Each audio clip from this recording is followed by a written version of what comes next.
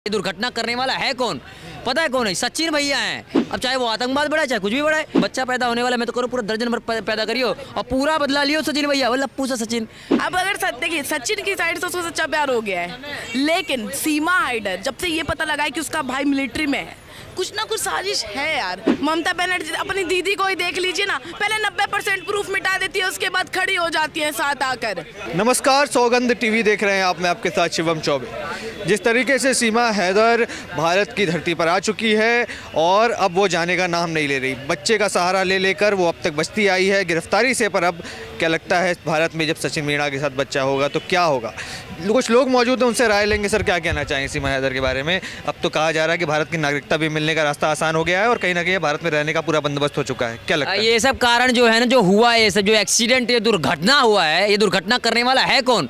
पता है कौन है? सचिन भैया हैं, जो सीमा भाभी को लेके आए और एक नन्ना मुन्ना पैदा करने वाले हैं और उसके बाद तो नागरिकता मिल ही जाएगी। तुम सारा कर्म जो है, तुम सारा काम खराब कर रहे हो। इस देश में भी तुम जो है सीमा भाभी के लिए आए और चार बच्चे भी लेके आए हैं। पासवर्ड जो होता है ना, पासवर्ड फ़ोन का, वो पासवर्ड नहीं है, वो तो 4 बच्चे भी पासवर्ड रूप में लेके आ गए। अब बताओ ना, 4 एक तो है ही, फिर 5वां भी आ गया है, तो इसका मतलब नागरिकता तो कंफर्म हो गई। अब चाहे वो आतंकवाद बढ़ाए चाहे कुछ भी बढ़ाए, अब चांसी भाभी देख के तुम उठा ले, ये क्या तरीका होता है? पबजी खेलते खेलते हिंदुस्तान तक आ गई, कमाल है यार।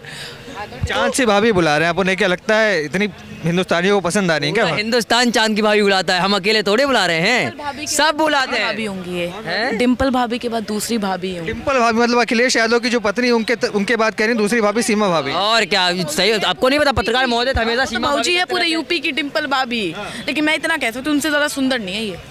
होगी दूसरी भाभी होगी पर उनसे ज़्यादा सुंदर नहीं है, उनसे ज़्यादा सुंदर नहीं है। इस पूरे देश में कोई सुंदर नहीं है डिम्पल भाभी से। लोग कहीं ना कहीं ये कहते हैं कि जासूस हो सकती है, जासूस के तौर पर लोग उसे देखते हैं और कहते हैं भारत से विदा करके पाकिस्तान में भेज देना चाहिए। देखिए ये देखना होगा, क्या कहते हैं, ये सब देखना होगा सरकार को क्या कर रही है ना। अगर वो जासूस है, वो आई कैसे? सबसे बड़ा मुद्दा तो ये है कैसे आई है वो, और अगर आ भी गई तो उसका मकसद क्या? सिटीजनशिप, आप अभी कह रहे हैं नागरिकता मिलने की बात हो रही है, बात तो वही है। मकसद मत भूलना भाईजान, मकसद मत भूलना, बस वही है। उसका भाई मिलिट्री में है, आप ये बात समझ रहे हैं कि उसका जो भाई है वो मिलिट्री में है, तो आप इस हिसाब से कॉमन सेंस लगा सकते हो ना कि भाई मिलिट्री में है पाकिस्तान के, सिटीजनशिप मिलने वाली है, बच्चे भी हो जाएंगे कुछ टाइम बाद, तो पूरा खेल करेंगे क्या? जो सीमा भाभी जिहाद करने आई है क्या?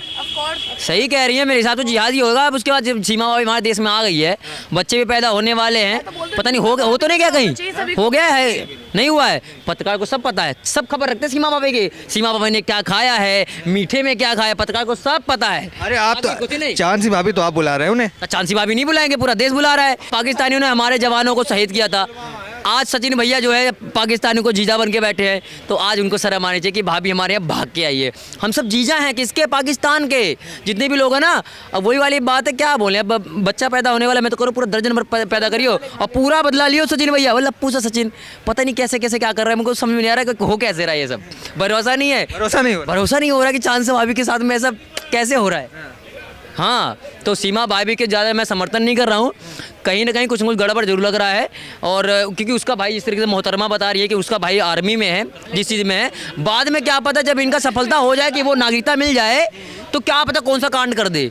तो कांड करने से पहले इस चीज़ को पकड़ना ज़रूरी है। डर है कि कुछ कांड हो सकता है? बिल्कुल डर है भैया, बिल्कुल डर है। हमारे देश में देख लीजिए कितने सारे देशद्रोही बैठे पड़े हैं, भारत माता की जय बोलते ही नहीं है, तो वो भी तो देशद्रोही, वो तो भी मतलब आतंकवादी हैं। जय माता की जो जय नहीं बोलता जो, उसे क्या मानेंगे आप? देशभक्त मानेंगे? देशभक्त जो होता है वो जय माता दी बोलता है, भारत माता की जय बोलता है। लेकिन हमारे देश में बहुत सारे लोग हैं कि कई सारे इलाके में तो पाकिस्तान के झंडे लगे पड़े, उन पे भरोसा नहीं है, तो सीमा भाभी कैसे भरोसा कर रहे हो? शाहीन बाग में जाके देख लीजिए, और भी बहुत सारे मुसलमान इलाके वहाँ पे देख लीजिए, वहाँ पे क्या लगा हुआ है? झंडा। कहाँ का?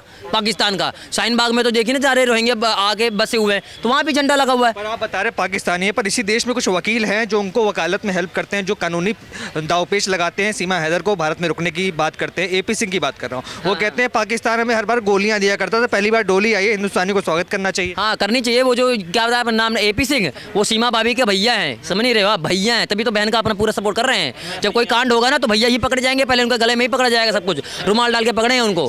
हाँ तो सारा कांड वही करवाएंगे, जब होगा कुछ ना तो वही सबसे पकड़े जाएंगे कि भैया तुम वकील बन के जो है हिमायती बने पड़े हो, अब जो कांड हो रहा है अब तुम ही पकड़े जाओगे। तो सीमा भाभी कुछ कांड मत करना, अगर रहना तो ढंग से रहना, है ना। सचिन मीना के बारे में क्या कहना चाहेंगे? जो सचिन है उसके ऊपर लोग टिप्पणी करते हैं, कहते हैं कि वो इस लायक नहीं कि वो सीमा हैदर का पति बन सके या प्रेमी बन सके। क्या लगता है सच में प्रेम का मामला है या इसके पीछे कोई गहरी साजिश छुपी हुई है?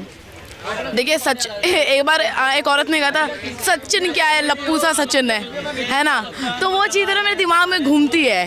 अब अगर देखिए सचिन की साइड से उसको सच्चा प्यार हो गया है, लेकिन सीमा हाइडर जब से ये पता लगा है कि उसका भाई मिलिट्री में है, कुछ ना कुछ साजिश है यार। पाकिस्तान से मतलब क्या कहते हैं तारों के नीचे से आके इंडिया में बसना, किसी एक को अपने जाल में फंसा लेना, क्या है ये सब? ये सब एक प्रोटोकॉल है, ये सब एक क्या कहते हैं एक ना मैंने पॉलिटिकल साइंस में एक टर्म पढ़ा था कि एक्सटर्नल थ्रेट होता है ये एक्सटर्नल थ्रेट नॉर्म है, एक्सटर्नल थ्रेट नॉर्म कहते हैं इसे।